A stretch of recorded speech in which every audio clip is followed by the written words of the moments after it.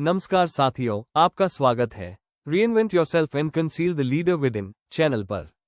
आज हम बात करेंगे एक ऐसे विषय पर जो दिखता नहीं, लेकिन लीडर के हर कदम, हर निर्णय और हर दृष्टिकोण को गहराई से प्रभावित करता है। विषय है नेतृत्व में आध्यात्मिक ऊर्जा की भूमिका। नेतृत्व केवल निर्णय लेने की प्रक्रिया नहीं है, यह आत्मा से जुड़ी एक यात्रा है, एक भीतर से जागरूक, करुणामय और उद्देश्यपूर्ण दृष्टिकोण। इस मोनोलॉग में हम जानेंगे कि कैसे एक लीडर के लिए आध्यात्मिक ऊर्जा उसकी सबसे बड़ी शक्ति बन सकती है। आध्यात्मिक ऊर्जा परिचय। आध्यात्मिक ऊर्जा क्या है? यह कोई चमत्कारी शक्ति नहीं, बल्कि वो आंतरिक प्रकाश है जो हमारे अंतर्मन में निवास करता है। जब हम ध्यान करते हैं, जब हम सत्य पर चलते हैं, जब हमारा जीवन उद्देश्य से जुड़ा होता है, तब यह ऊर्जा जागृत होती है। यह ऊर्जा हमारे विचारों को स्पष्ट बनाती है, हमारे निर्णयों को विवेक प्रदान करती है, हमारे व्यवहार में करुणा भरती है और हमें भीड़ से अलग एक मार्गदर्शक बनाती है। नेतृत्व की सफलता केवल ज्ञान, पद या संसाधनों से नहीं आती, वह आती है आत्मिक ऊर्जा से। नेतृत्व की पारंपरिक और आध्यात्मिक परिभाषा। परंपरागत रूप से नेतृत्व को क्या माना जाता है? योजना बनाना, लोगों को निर्देश देना, लक्ष्य प्राप्त करना, संसाधनों का प्रबंधन। लेकिन अगर हम इसे गहराई से देखें तो पाएंगे कि ये दृष्टिकोण अधूरा है। सच्चा नेतृत्व क्या है? खुद को समझना, दूसरों को प्रेरित करना, समाज को दिशा देना और उस दिशा में दृढ़ता से चलना। ये तभी संभव है जब नेतृत्वकर्ता के अंदर ध्यान, आत्मचिंतन और करुणा की शक्ति हो, जो कि आध्यात्मिक ऊर्जा से आती है। आत्मचेतना नेतृत्व की जड़। नो थायसेल्फ, अपने आप को जानो।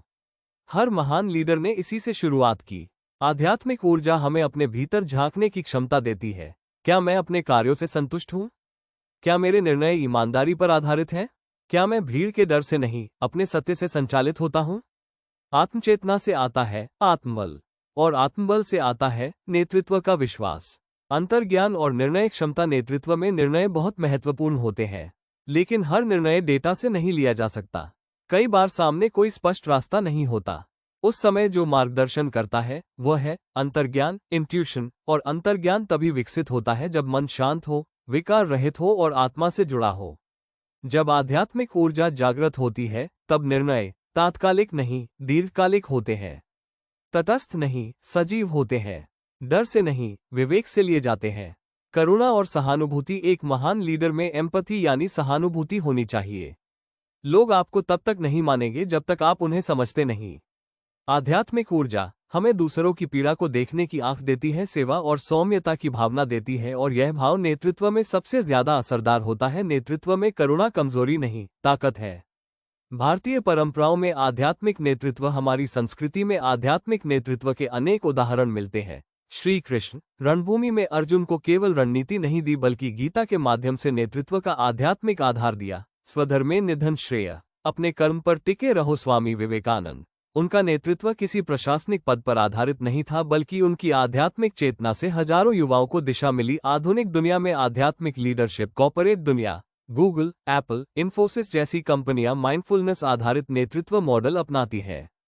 सोच, ध्यान और योग को अपने दिनचर्या में शामिल करते हैं। सर्वेंट लीडरशिप और पर्पस ड्रिवन लीडरशिप आज के बज़वर्ड्स हैं। नेतृत्व में आध्यात्मिक ऊर्जा कैसे लाएं? ध्यान और मौन। दिन की शुरुआत मौन से करें। प्रतिदिन 15 मिनट ध्यान करें, इससे मानसिक स्थिरता बढ़ती है। आत्ममंथन। दिन के अंत में अपने निर्णयों पर विचार करें। स्वयं से प्रश्न पूछें, क्या मैंने न्याय किया? सेवा। छोटे स्तर से सेवा करें। कोई भी कार्य अगर सेवा भाव से करें तो उसका ऊर्जा स्तर बढ़ता है। प्रकृति से जुड़ाव। प्रकृति में समय बिताएं, इससे हमारी आत्मा और ब्रह्मांड के बीच का संवाद होता है। ज्ञान और सत्संग। विवेकानंद, गीता, उपनिषद जैसे ग्रंथ पढ़ें, इससे नेतृत्व का आध्यात्मिक दृष्टिकोण गहराता है। आध्यात्मिक ऊर्जा बनाम धार्मिकता। यहाँ एक बात स्पष्ट करनी आवश्यक है, आध्यात्मिकता और धार्मिकता अलग है। धार्मिकता बाहरी विधियों से जुड़ी होती है, पूजा, अनुष्ठान, जबकि आध्यात्मिकता आत्मा से जुड़ी होती है, शांति, सत्य और करुणा। नेतृत्व के लिए धर्म आवश्यक नहीं, पर आध्यात्मिकता अनिवार्य है। परिणाम। आध्यात्मिक ऊर्जा के नेतृत्व में लाभ। तनाव में स्थिरता। आध्यात्मिक ऊर्जा से लीडर भावनात्मक रूप से संतुलित रहता है। टीम में विश्वास। जब लीडर मूल्य आधारित होता है, टीम का भरोसा अपने आप बढ़ता है। निर्णय में गहराई। केवल तकनीकी नहीं, मानवीय दृष्टिकोण से निर्णय लिए जाते हैं। स्थायी प्रेरणा। आध्यात्मिक लीडर किसी बाहरी पुरस्कार से प्रेरित नहीं होता, बल्कि उसकी प्रेरणा आत्मा से आती है। नेतृत्व के 5 आध्यात्मिक सिद्धांत। सत्य, जो भी कहो, सोचो, करो, वो सत्य पर आधारित हो। धैर्य, हर स्थिति में मानसिक संतुलन बनाए रखो। क्षमा, दूसरों की भूलों को समझो, उनसे सीखो। त्याग, व्यक्तिगत लाभ को त्याग कर सामूहिक भलाई सोचो। निरहंकारिता, मैं, को, हम में बदलो। नेतृत्व का असली स्रोत है भीतर की ऊर्जा। जब कोई व्यक्ति आत्मिक रूप से जागरूक होता है, तभी वो समाज को दिशा देने लायक बनता है। आज दुनिया को ऐसे लीडर्स की जरूरत है जो केवल आदेश नहीं दे, बल्कि प्रेरणा का स्रोत बने, जिनका नेतृत्व कार्यबल में आत्मबल जागृत करे और जो हमें मानवता के उच्चतम स्तर पर ले जाए। अगर यह विचार आपको प्रेरणादायक लगे हो, तो इस वीडियो को लाइक करें, नीचे कमेंट करें, मैं अपने नेतृत्व में आध्यात्मिक ऊर्जा कैसे जोड़ूंगा, और इस channel reinvent yourself and conceal the leader with in को सब्सक्राइब करें ताकि हम मिलकर एक ऐसा भारत बना सकें जहां हर नागरिक एक लीडर हो और हर लीडर एक आत्मजागृत मार्गदर्शक।